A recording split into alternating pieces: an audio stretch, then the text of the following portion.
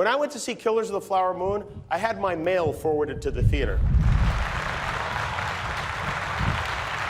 One of the funnier jokes that was passed around all awards season was targeted at Martin Scorsese and the runtime for Killers of the Flower Moon. Killers of the Flower Moon is so long, in the time it takes you to watch it, you could drive to Oklahoma and solve the murders yourself. This discourse over the longer runtimes of movies have been going on for quite some time now. But even with all the complaining, a 3-hour historical biopic brought home Best Picture this year. So this raises the question, are movies getting longer? Why are they getting longer? Is this a problem? Is this going to ruin the film industry as we know it? Or are movies too long? Is this the end? No, probably not, but I am interested as to why they are getting longer because it constantly seems to be a talking point in our culture, and I think it's interesting and worth investigating. So let's do that. So movies are getting longer. This is a fact. Matt Birchler conducted a study where he took 50 of the top films from each decade and looked at their runtimes and came up with this graphic. So while movies are getting longer, they're not really getting that much longer. But why are they getting longer? This has been happening for decades. Why are we just now noticing and hearing about it, and why is it happening? Well, while no studio executive has outright come out and said, this is why movies are getting longer and this is why we're seeing this trend, I have a pretty good theory. Since the pandemic, the global box office numbers have been way down. In 2018, the total box office number came in at $11.8 billion, while last year it was $9 billion, which is the highest it had been since 2019. This is a big deal because in order to make movies, you need to make money, and movies aren't really making money. Well, they are. $9 billion is a lot of money, but it's just not as much as it used to be. In 2020, TikTok really started to take off. Because of the pandemic, we started to desire shorter, quicker, more digestible content. This, of course, led to us frying our attention spans, and that's why I have to get to my point a lot quicker here. And ever since then, we've sort of rewired our brains to want that dopamine rush that comes with scrolling Instagram, TikTok, and whatever. Of course, with the pandemic, people weren't leaving their homes, so going to the movies was completely taken out of everyone's routines. It was then replaced with a boom of user-generated content,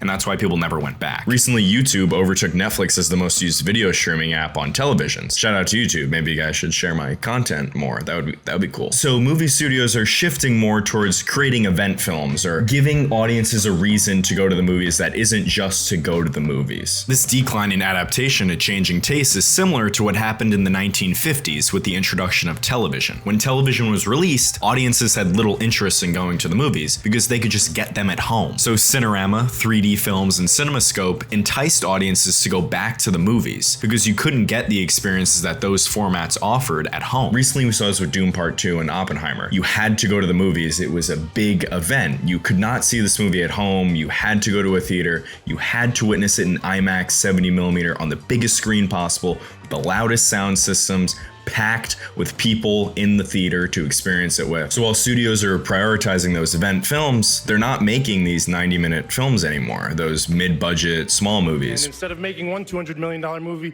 try making 20 $10 million movies. These more smaller scale films don't make as much money as these massive films do. Especially now when many people are opting to wait for video on demand or streaming or whatever instead of going to a theater. That's why this event thing is working, because you can get people to go to these large scale films, but you know, if it's a smaller rom-com, why not just watch it on your couch?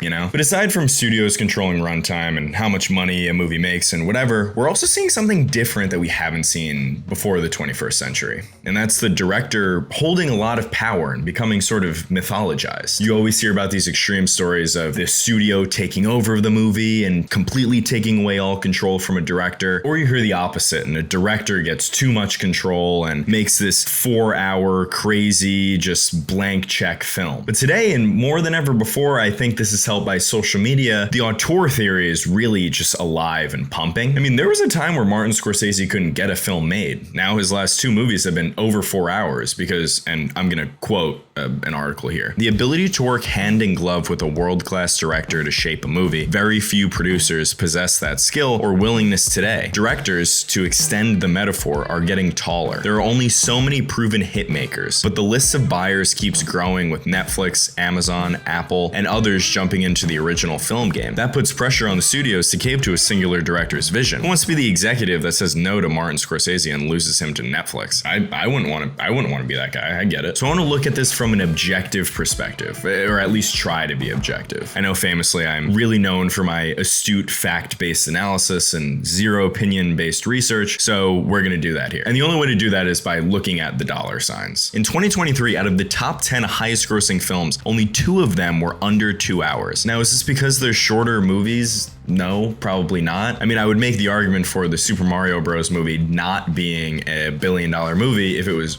3 hours long, but I think there's a lot of other things that are at play here that made these movies such successes, and I don't think it really boils down to the runtime. All these movies, with the exception of Oppenheimer and The Sound of Freedom, are IP-based films. With this IP boom that we're in, one thing that I can say is, for fans of these massive franchises, a longer runtime is good. I remember when Avengers Endgame was announced to be over 3 hours, I was like, sign me up. Like, I will sit in that movie for 5 hours. And that's because these movies come out every 2 years, and like, we've grown up with these characters, and so we want to spend as much time with them as possible. It makes sense for those movies. According to Business Insider, long movies can actually be detrimental to not just movie studios, but also movie theaters. See, the pro to having shorter films in theaters is that they can squeeze more showtimes into a day. More screenings equal more money. But if a film's long, then it has less showtimes. So if it's a critical and commercial flop, there's a lot of money that is lost. But if it's a hit, it usually works out. But movie theaters aren't thrilled by longer runtimes because of this risk. Local theaters aren't a studio. If people aren't showing up to the movies, then they're out of business. Even when it comes to the Oscars, most Best Picture nominees are usually over 2 hours. Now, does that say anything about the quality of the film? Not necessarily, it's just sort of a trend. Best Picture nominees are above this amount of time in runtime, typically. But then again, is the Academy Awards something we could really judge a film's objectivity on? Not really, because there's politics involved and usually a formula. That's why you have Oscar bait films, and so it's hard to say from that front too. So when a director gets that opportunity to make their 4-hour epic masterpiece,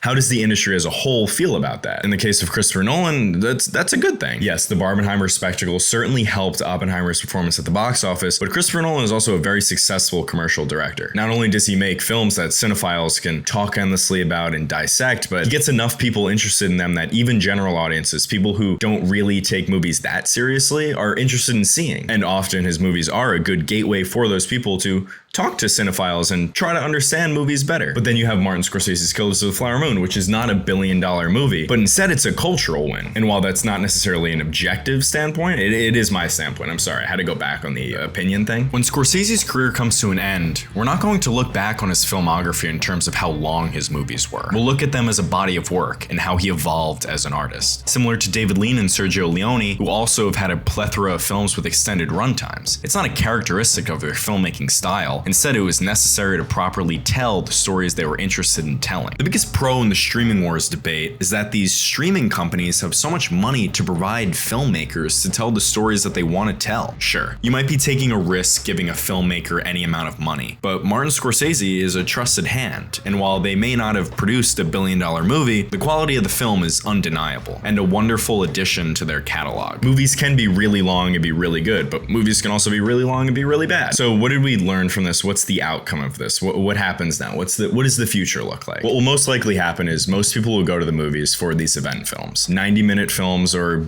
films under 2 hours will probably be put right onto streaming platforms, and those big budget studio films will probably continue to take up most theater spaces. When we first looked at that list on Letterboxd of the top films of the decade skewing towards longer runtimes, I don't think that's just because filmmakers are more interested in making longer films. While that might be true, I think it's also because those are the movies that are being seen. With the studios prioritizing these event films, a lot of the 90-minute and mid-budget movies aren't necessarily dead yet, but they're certainly not being seen as much as they used to be. Not only because they're not really getting theater releases, but when they get pushed to streaming, they get lost in the overwhelming amount of content that's found on those platforms. I mean, in 2023, Netflix released 49 original films, which is actually a major decrease from 85 the prior prior year. Compare that to Universal, who only released 20 films last year. I mean, it's just so easy to get lost in the sheer amount of content that these streaming companies pump out. I think in a perfect world, these two types of movies would live in harmony in theaters, but I don't think that's the reality we're living in, unfortunately. But if the only way to get people back in movie theaters is by releasing more event-type films, and that means I get more Dune Part 2s, I'm fine with that as long as I get less Godzilla vs. Kongs. Well, going to the movies isn't really an event for me. I go at least once a week. I love being a part of a cultural moment with my friends, and getting my friends who don't normally go to movies to go to movies as a result of being a part of that moment. So in my closing notes, I will encourage all of you to check your screen times and see how much time you spent on TikTok today, because I guarantee that probably translates to the runtime of Killers of the Flower Moon.